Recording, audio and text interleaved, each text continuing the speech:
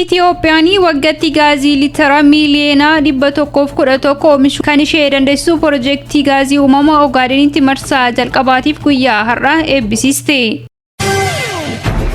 Magaalaan Finfinnee ayyaana Irreechaa wal qabatee karrisii shananuu Oromootaaf banaa ta'uu himuudhaan sababa tiraafikaatiif daandiiwwan keessaa cufaman jiraattotaaf ifoomsitee jirti.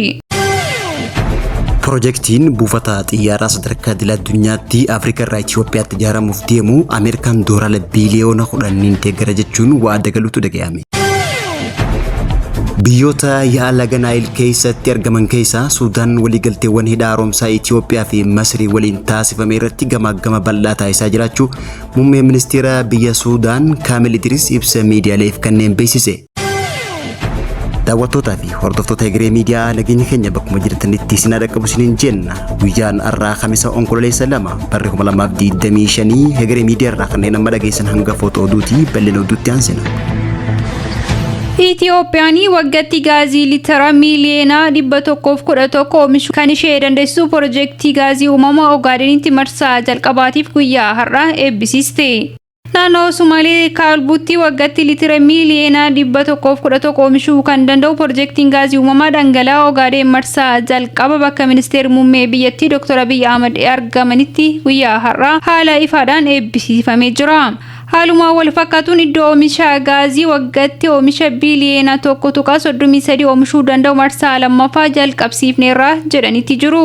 Ministeerri muummee ergaa fuula maastereetii hawaasummaa isaaniitiin dabarsanii oomisha gaazii uumamaa dhangala'aan alatti dameewwan madda anniisaa maddisiisu meegaawaatti 1,000 qabaachuu gumaacha guddaa akka qabus kan dubbatan yoo ta'u piroojeektiin hunda caalaa gaazii qofa kan oomishuu miti jechuudhaanis haasawaa isaanii keessatti itti dabalanii jiru. Dabalataanis galteewwan xaa'oo oomishuuf murteessoo waan hundeessuun taafii birmadummaa nyaataaf goonu murteessuuf mijataa ta'uu kan dubbatan yoo ta'u galteewwan hojii madda anniisaa fi loota hedduuf murteessaa ta'uu isaanii kaasanii jiru. Piroojeektiin guyyaa har'a naannoo Sumaaleetti eegalchiisan ijaarsa bu'uuraalee misoomaa waliin doolaara biiliyoona 10 baasii akka fudhatee fi hordoffii barbaachisu gochuun ni xumurama jedhamee kan jiru yoo ta'u piroojeektii kun gartokkeedhaan xumuramuudhaan hojii eegaluu isaa ifoomee jira.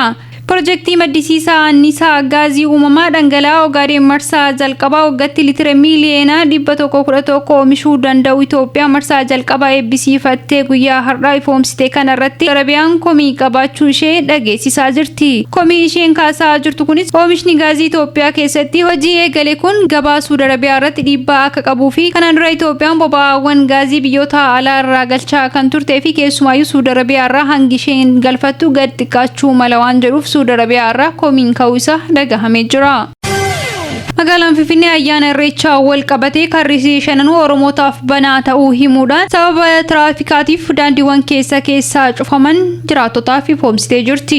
Kabaja ayyaana Irreechaa hora Finfinnee sababeeffachuun daandiiwwan tajaajila tiraafikaatiif boruu guyyaa keessa sa'aatii 6 irraa kaafamee cufamu magaalaan Finfinnee kan ifoomsite yoo ta'u poolisiin magaalaa Finfinnee kabaja ayyaana Irreechaa hora Finfinnee sababeeffachuun tajaajila tiraafikaatiif daandiiwwan keessaa cufaa ta'an ifoomsee jira.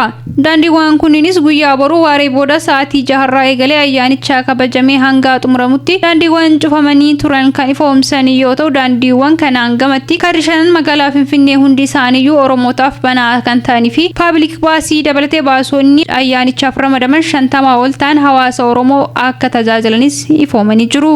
Daandiiwwan magaalaa Finfinnee keessatti boru sa'aatii 6 irraa eegalee hanga ayyaanni Irreechaa kabajamee xumuramutti ni cufaman jedhamanii ifoomanis daandii addabaabaayii caffee aannanii irraa kaasee hanga addabaabaayii masqalaa geessu kan caffee aannanii lammaffaa irratti daandii Walloo safarii irraa kaasee addabaabaayii masqalaatti geessu hanga Oloompikitti daandii Qeeraa irraa kaasee hanga caffee aannanitti geessu Bulgaariyaa daandii Markaatoo irraa kaasee hanga Taklaa Hamaanooti hanga daandii gara Xuqur Ambassaa geessu Bataskaana Taklaa Hamaanootitti akka cufamuu fi dabalataanis daandiiwwan biraa cufamanis ifoomsitee jirti. Daandiiwwan kunniin kan cufaman tajaajila tiraafikaatiin wal qabatee dhiphinni daandiiwwanii akka hin uumamneef akka ta'e kan himame himame yoo ta'u daandiiwwan dabalataan cufaman jedhamanii ibsamanis daandii addabaabaayii Uraa'el irraa kaasee hanga addabaabaayii Masqalaa geessu addabaabaayii Uraa'elitti, daandii kallattii Boolee irraa kaasee addabaabaayii Masqalaa geessu hanga addabaabaayii Oloompikitti, daandii Masqal Filaawud irraa kaasee gara Olompikii geessu addabaabaayii Gazzabootii. Kanaan gamattis daandiiwwan cufamanii jedhamanii eeraman keessaa ibsaa Laga Harree irraa gara addabaabaayii Masqalaatti kan fudhatu hanga Laga Harreetitti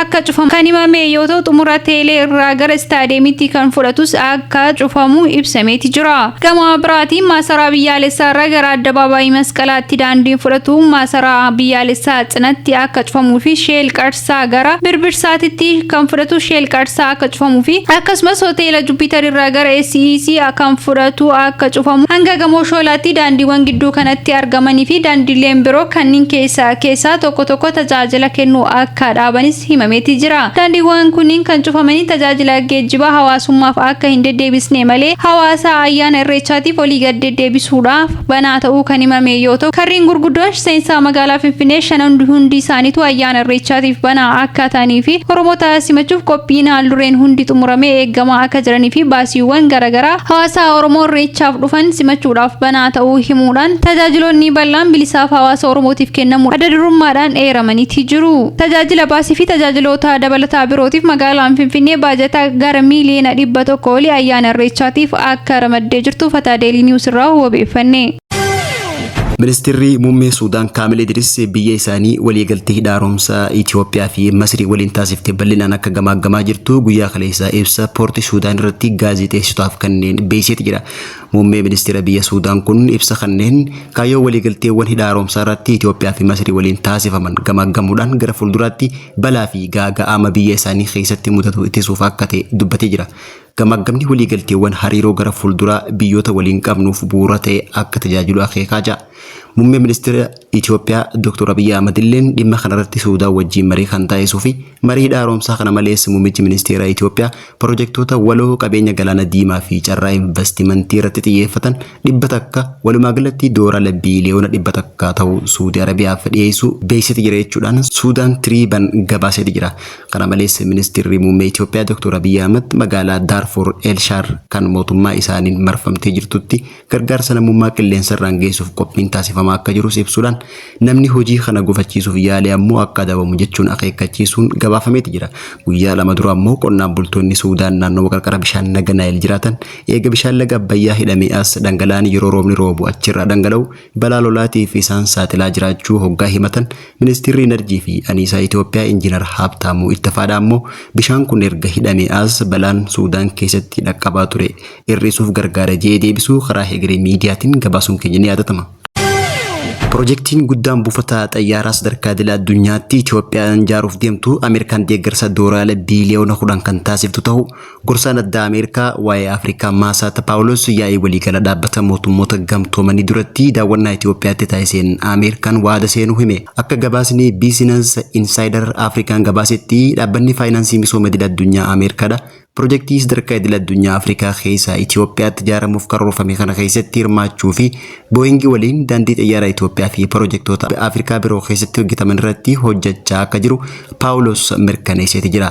Projektiin buufata xayyaaraa idil addunyaa kun Itoophiyaa Oromiyaa keessaa magaalaa Bishooftutti kan ijaaramu hoggaa ta'u marsaan jalqabaa yeroo xumuramu waggaatti imaltoota miiliyoona 60 tajaajiluu akka danda'uu fi marsaa lamadaatti ammoo ijaaramee hoggaa xumuramu imaltoota miiliyoona 110 kan tajaajilu ta'uunis ibsamee jira.